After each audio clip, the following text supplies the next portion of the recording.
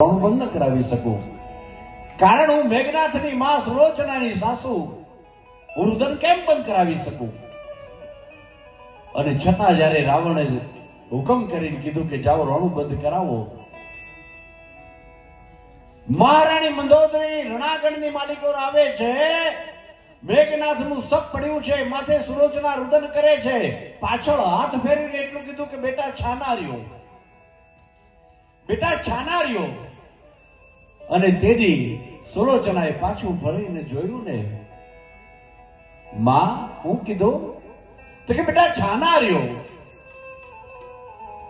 માં આજે મારો મેઘનાથ મર્યો છે, મારો જોડીને ચાંદલો નંદવાણો છે માં, અને આ તો મને રોવાનું બંધ કરવાનું કે છે માં.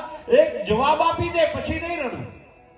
સાંભળજો, આ તમે બધા બેઠા તમારા બધા માટે છે કે આશ્વાસન દેવા વાળા આવવા જોઈએ. તેથી મહારાણી મંદોદરીને કીધું તું કે એક જવાબ આપી દે માં, પછી રોવાનું બંધ કરી દઉં. તો કે પૂછ સવાલ. અને તેથી સુલોચનાએ કીધું કે માં આજ મારો મેઘનાથનું સપ પડ્યું છે ને માથે હું રડું છું ને તું મને એમ કે છે છાની રહી જા.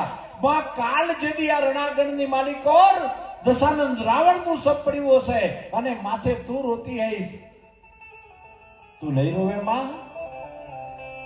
અને તેથી મહારાણી મંદોદરીએ જવાબ આપ્યો. ને મિત્રો વાત ગમે તો તાળીથી વધાવજો.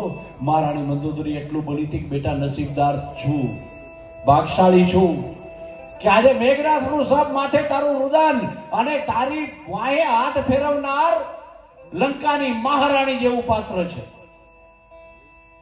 લંકાની મહારાણી જેવું પાત્ર તને હાથ ફેરવીને કહે છે કે બેટા છાના રહ્યો. પણ બેટા અભાગણી છું, દુર્ભાગણી છું કે કાળ જેદી મારો રાવણ પડ્યો હશે અને માથે હું રુદન કરતી હઈશ ને, તેની લંકામાં કોઈ માણસ નહીં બચ્યું હોય કે મારી વાય હાથ ફેરવી અને મને છાની રાખીએ કે બેટા લંકામાં કોઈ માણસ નહીં બચ્યું હોય. એટલે આશ્વાસન દેવા વાળા હારા હોય ને તો બાપ દુઃખ ઓછું થાય છે. આજ તમે બધા આશ્વાસન દેવા વાળા બનીને આવ્યા છો.